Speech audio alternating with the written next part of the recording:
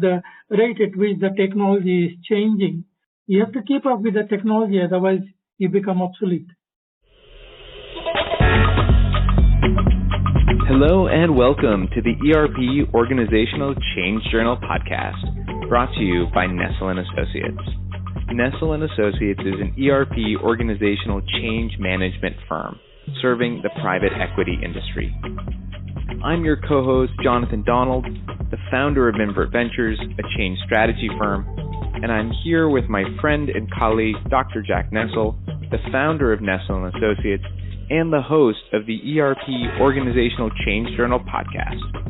The ERP Organizational Change Journal seeks to share expertise, insight, and create effective conversation to help guide ERP organizational change to real, measurable, and verified success, expanding what we can see so we can act in a more effective way. We seek to promote, connect, and foster relationships in the ERP organizational change community. The primary purpose of this podcast is to discuss, share, and reflect upon effective and efficient ways in which to realize ERP organizational change success. We will discuss the people, process, and technological components of ERP organizational change. This podcast is intended as a forum to study, share, and discuss ERP organizational change. This podcast is brought to you by Nestell and Associates, a private equity, merger and acquisition, digital transformation, leadership, advisory, and consulting services firm. In today's episode, How Artificial Intelligence is Transforming ERP Systems, we have a great conversation with guest Dr. Sam Goundar. We will dive into his book, Enterprise Systems and Technological Convergence, Research and Practice, as we examine artificial intelligence in general and the impact AI will have on ERP systems specifically. If you want to learn more about Sam, you can find his full bio in his episode page, www.nestellassociates.com/podcast episodes. Dr. Goundar has a passion for ERP research and has published some interesting, insightful, and applicable work. Dr. Goundar is an international academic, having taught at 12 universities in 10 different countries, and he was a research fellow with the United Nations University.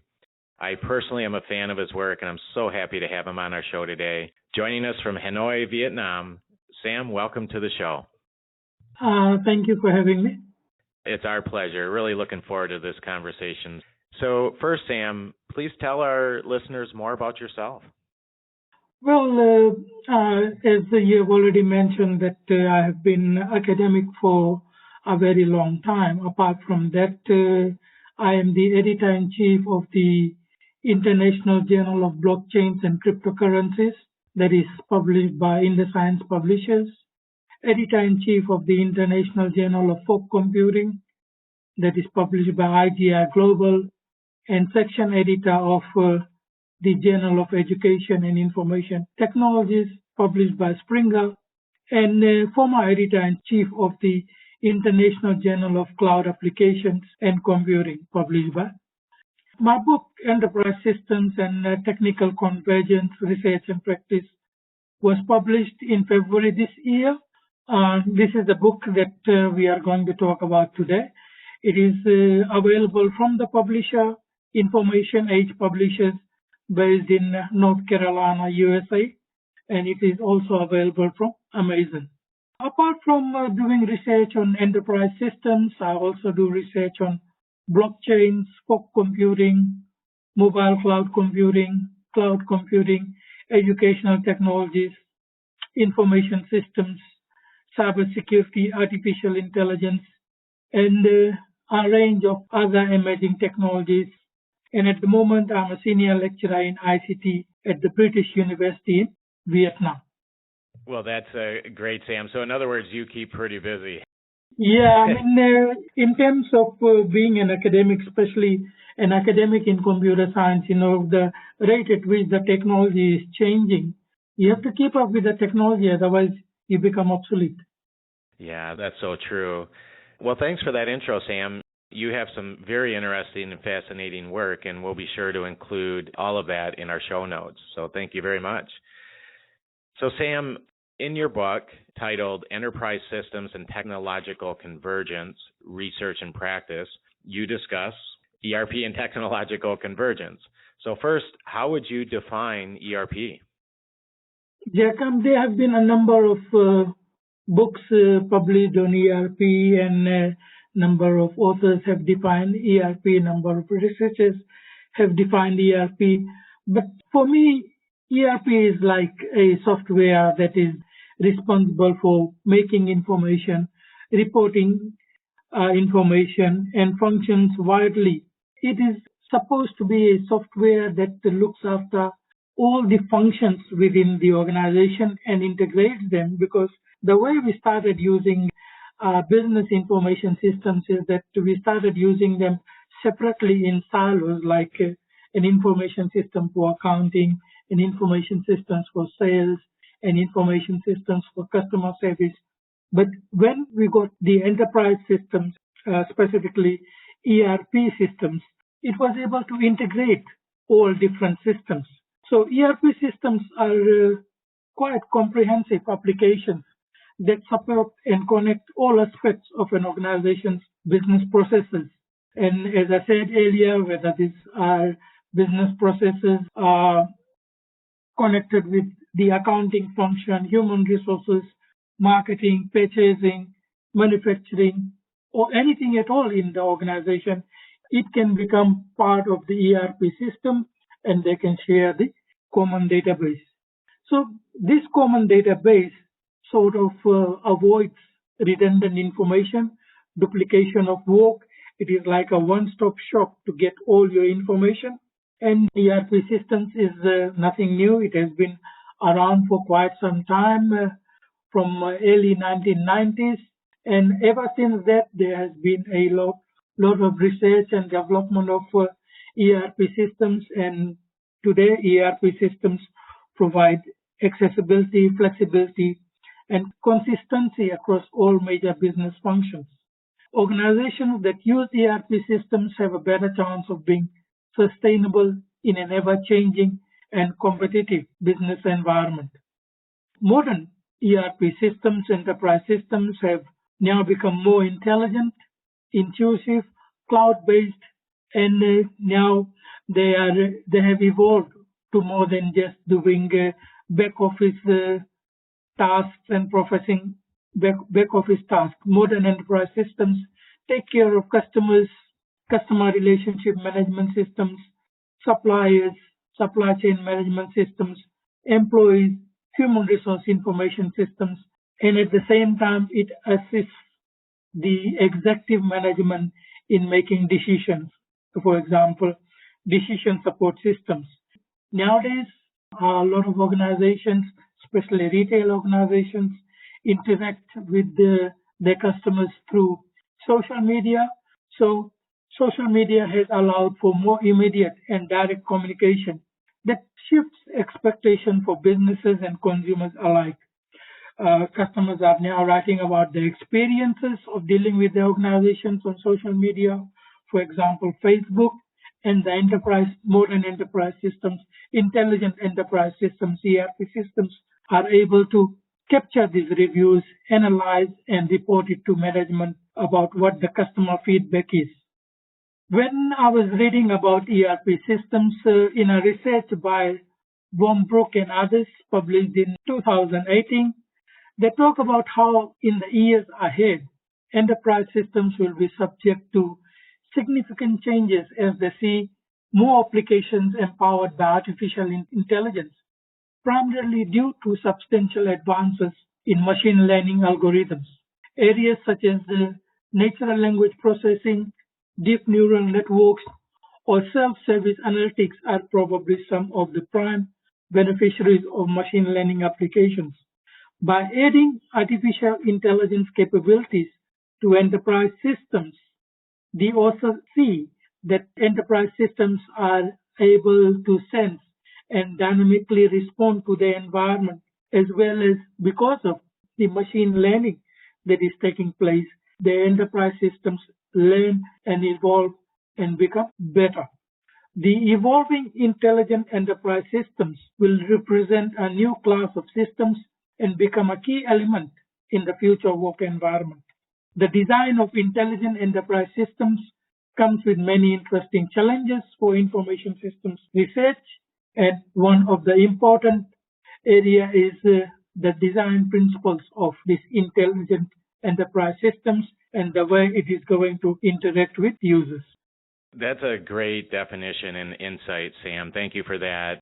It's just the value of ERP systems is incredible, but so are the challenges. And in addition to that, and one of the reasons I enjoy your work so much is just fascinated by where ERP systems are headed, right? And so I'm looking forward here to exploring that idea further. So Sam, your book is all about, really business systems and ERP and technological convergence. What does technological convergence mean? I'm going to start with a simple example. 20 years ago, when you wanted to take a photo, you would use a camera. When you wanted to call someone, you will use a phone. When you wanted to do some computations, you will use a calculator or a spreadsheet. And if you wanted to search for something on the internet, you would go on your computer. So these different technologies of phone telecommunications, that is a phone, photography, that is cameras, computations, and internet connectivity, they have now converged into your smartphone. So now, if you have a smartphone, imagine the number of things that you can do on your smartphone, which 20 years ago, you had to use 10 or 15 different technologies to be able to do all that. So that is what technical convergence is. It is the integration, the coming together of different technologies so that within the palm of our hands, we have a device that enables us to do as many things as possible. So that is a simple example of technical convergence. Another example of technological convergence is information communications technology, ICT. For example, before ICT, before information communications technology, information was either disseminated through print media, we read newspapers, or we read news through audio, through radios, or audio and TV, that is through the old television systems.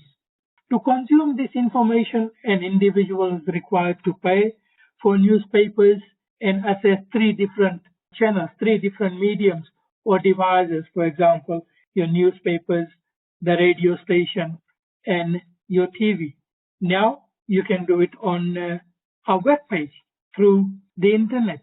They have all converged. So on the same technology on your web page through the internet, you can read, you can hear audio, and you can watch video. So ICT, information communications technology, is a good example of technical convergence. And with this convergence, the good thing is that we have control in terms of when we want to read something, when we want to hear something, when we want to watch something. We are able to pause, we are able to rewind, we are able to forward, and things like that. We are able to save it, we are able to bookmark it. So again, you can see that this technological convergence has made our lives very comfortable.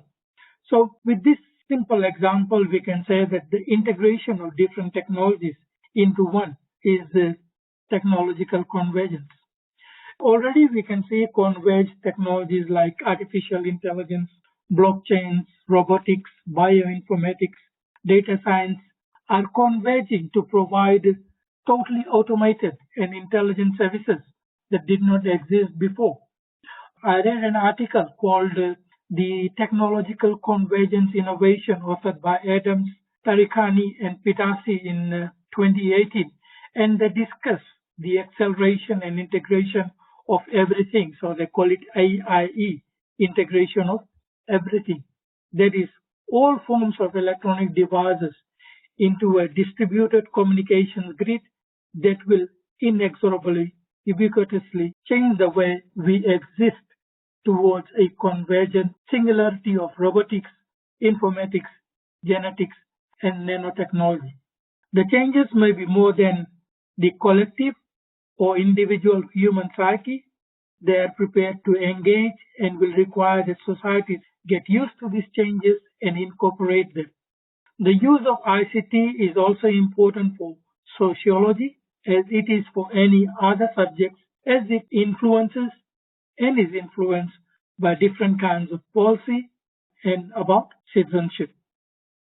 Well, thank you so much for that, Sam. That was so interesting, and especially the idea of acceleration and integration of everything, or as you'd mentioned, AIE, and the comment you made about the changes maybe more than the collective or individual human psyche is prepared to engage and will require that societies get used to these changes and incorporate them. That's just a really, really interesting idea that we'll explore more here later in this podcast. But Sam, as a follow-up, what does technological convergence mean in the context of ERP systems? Well, look, for ERP systems, if you look at an organization that uses an ERP system, for example, if it is a manufacturing organization, then it might have many different other types of systems. For example, it has so many different types of plants and equipment and different software to control different plants and equipment, the manufacturing lines and the manufacturing processes and so forth. So again, what we are talking about technical convergence in the context of ERP systems is that these ERP systems are able to converge with the existing technologies that exist, because we all know that ERP systems are vendor-based and they are proprietary. So how can an organization's existing systems converge, integrate with vendors' ERP systems? Organizations and its enterprises do not have any other alternative, they have different divisions, right, different functions, operations, and diverse systems and technologies. And because of different technologies existing within the organization, different systems, different software, some software might be based on artificial intelligence, some software might be based on Internet of Things, different databases. So the alternative is to converge. The alternative is to integrate all the different systems within the organizations with ERP systems. For organizations that are geographically dispersed, converged technologies like cloud computing and services on the web are the alternatives. If you are part of a supply chain, for example, you are a manufacturing organization and part of your supply chain is from where you get your raw materials, and then after your products are manufactured, you move it on to logistics. So for supply chain management, it means finding ways to converge different organizations within the supply chain, its systems, different networks, different processes, and everything else with each other. Again, technological convergence.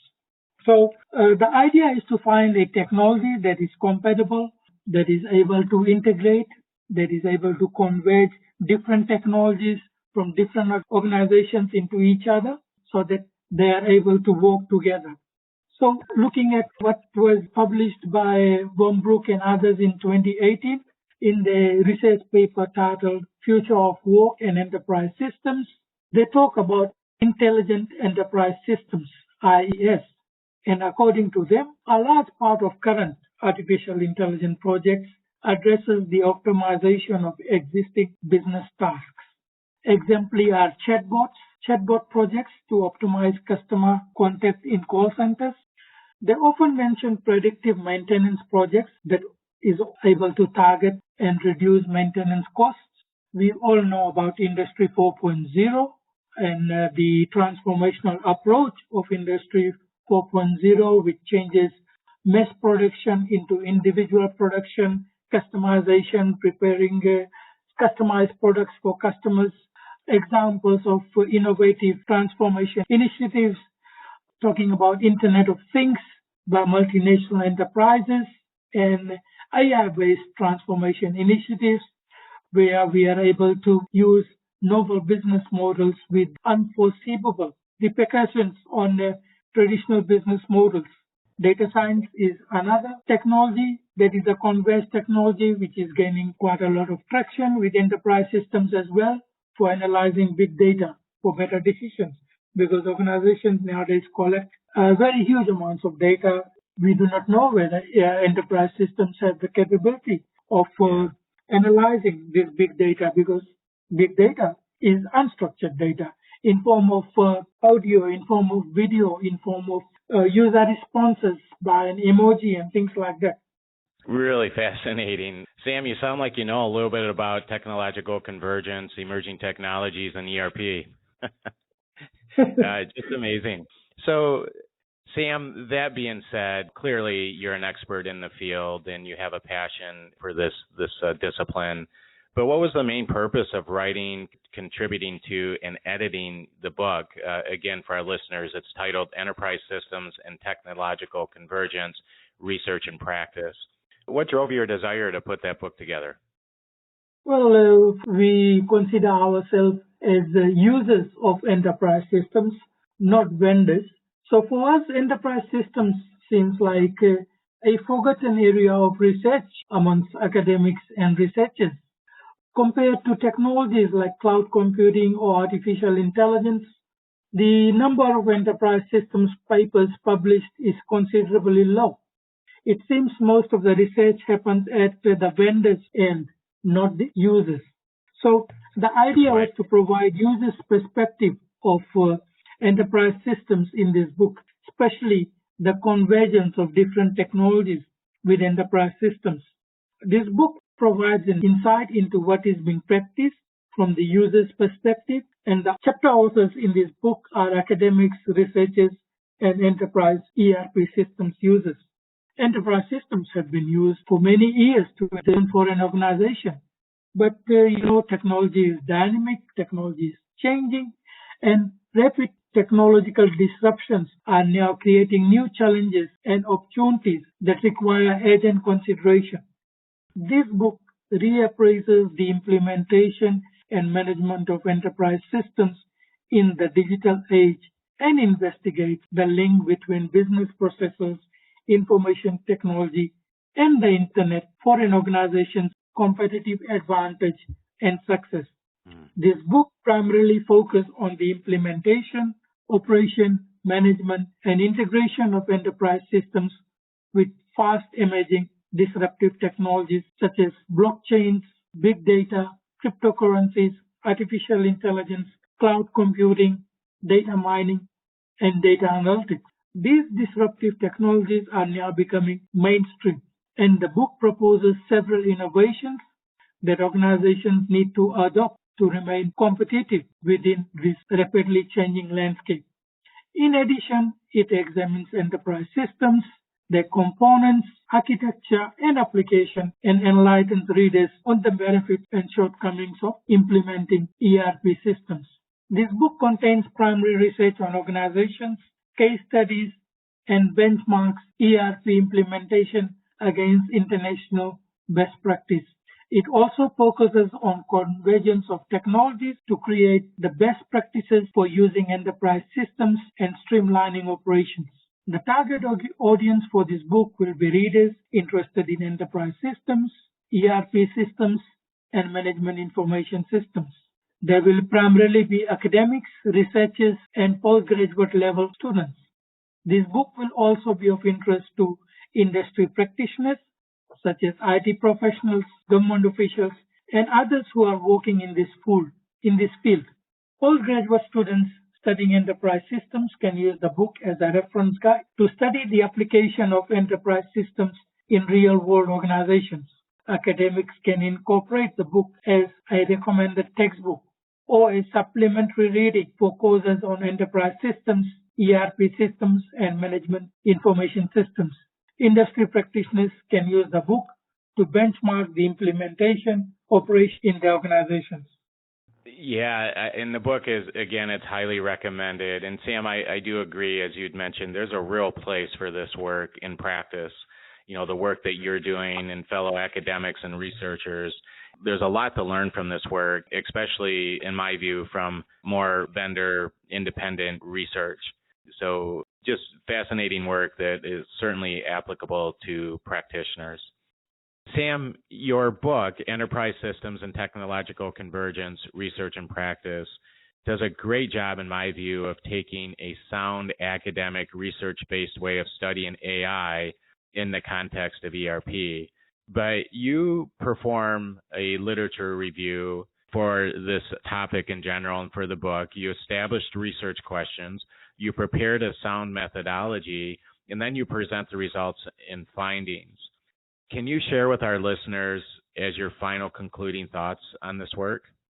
Well, what I can conclude is ERP systems embedded with artificial intelligence looks to be the future of ERP systems. Integration of AI into our ERP systems will solve many of the problems that I identified earlier, as well as many other problems that we have and that we will have. There are many advantages of AI inclusion in ERP systems, however, and it can only be capitalized if businesses show an openness and take time to understand and utilize this technology. AI is shifting the dynamics in the workflow by making humans be able to perform high-value work, that is to make smarter, well-informed decisions based on what information from the data ERP system capture. AI-integrated ERP systems are evolving and getting better day in and day out, hence giving rise to more accurate analysis and release of information to the human decision-making function. ERP with AI inclusion is essential for improving efficiency and having a competitive edge in the market today. AI will empower organizations to better optimize the business operating model, applications, as well as supremacy over the technology infrastructure. Artificial intelligence will undoubtedly change and influence the future of ERP systems and will undoubtedly have decisive impact on the business of the future, regardless of the size or industry. But in order to gain value from new technological advances, organizations need to revise their current technology strategies and be prepared to change and adapt to the developments. Artificial intelligence as an integrated part of the ERP system will affect the very essence of daily operations, enhancing the efficiency of the organization's operation as a whole. Were there any surprises or any intriguing information that you discovered that you personally didn't expect? Well, I was surprised by the slow response in integrating AI into ERP systems on the vendor side. Most other ERP vendors do not mention the integration of AI into the ERP systems. SAP, Oracle, and Microsoft are large-scale, expensive ERP systems that most small to medium enterprises might not be able to afford. This means that most organizations will not be able to use the capabilities of AI-embedded ERP systems. But with my chapter and book publications, your podcast, Jack, and the work that you are doing in making customers and users aware of the advantages of artificial intelligence integrated ERP systems with AI capabilities, and things will change. After all, the customer is the king. That's right. And thank you, Sam, for mentioning that. You know, it is the purpose of the ERP Organizational Change Journal podcast to share the work of our colleagues and friends and practitioners. You know, again, I think the work that you've done and our colleagues and all this great research is highly applicable, and we need to consider and reflect upon some of this great work in all areas of ERP and organizational change. So thank you for that, because that is absolutely a mission of our podcast, is just to share and collaborate. As fellow researchers and educators, we absolutely benefit from learning from our colleagues and friends from both boots on the ground as well as, researchers. But how would you summarize this conversation? That is, if you had to distill your work into, let's say, 3 or 4 sentences, what would you say to ERP organizational change practitioners in terms of applying the great work and experience that you offer up? So I'll start off by saying that ERP systems over the years have been developing and that will not be able to function without the ERP systems. But do not forget your customers. Understand the user side of ERP system as well. We need to acknowledge that the digital transformation of our work and lives has accelerated to a point of no return because of the coronavirus pandemic. In the new normal, technologies like ERP systems are expected to deliver what human beings were delivering pre-pandemic. Our ERP systems need to get prepared and customized for such provisions. Artificial intelligence, once embedded into ERP systems, will enable us to understand our customers better and help us make intelligent decisions in this competitive business environment. AI will also assist us in automating all those routine ERP tasks done by human beings so that in time to come, we can have intelligent, autonomous systems. Great insight to leave us with. Thank you so much. Keep in touch, my friend. Sure. Thank you. Bye. All right. Listeners, we hope you've gained some valuable insight from our focus on Sam's work, his book, and our conversation surrounding AI and its impact on ERP success. Please be sure to check out Sam's episode pages. We have a transcript of our deep dive with Sam, and we have this conversation posted in full, as well as several bonus questions and answers in PDF. Thank you for joining us for today's episode. We are incredibly grateful to have friends, colleagues, and mentors join us on our podcast. Thank you, listeners, for being with us as we seek to promote, connect, and foster relationships in the ERP organizational change community and contribute to success by bringing research and practice closer together. You can find all the show notes and episode highlights for this and all of our episodes by visiting nestleassociates.com/podcast-home. Join us again next week as we discuss the latest ERP organizational change research, practice, and stories. And don't forget to subscribe to the ERP OCJ podcast. We've upped our game here at the ERP OCJ. We will be rolling out some positive changes for our listeners over the next few episodes. Hashtag the ERP OCJ.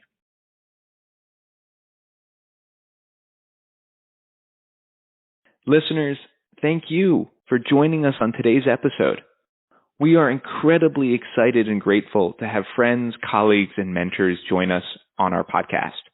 We have an incredible lineup of guests, including ERP and organizational change speakers, authors, professors, researchers, pioneers in the field, practitioners, PE partners, business executives, ERP vendors, and organizational stakeholders. Our podcast draws on knowledge from extensive research, collaborative learning, practitioner experience of both project successes and project failures. We hope that you find this podcast useful as we share lessons learned, discover best practices, and explore the human elements and components of ERP organizational change. We invite you to leave us feedback and a review because we want to make this the most useful and insightful podcast you listen to, and we need your help to do so. Thank you, listeners, for being with us again this week as we seek to, 1, promote, connect, and foster relationships in the ERP organizational change community, 2, contribute to the field of ERP organizational change, and 3, bring research and practice closer together. Please join us again next week as we discuss the latest ERP organizational change research, practice, and stories. Our podcast will draw on knowledge from extensive research, collaborative learning, and practitioner expertise and experience. From everyone here on the team, Jack and myself, we wish you a great week, and we hope to see you again soon on another episode. Hashtag the ERP Organizational Change Journal. Have a fantastic week. Bye for now.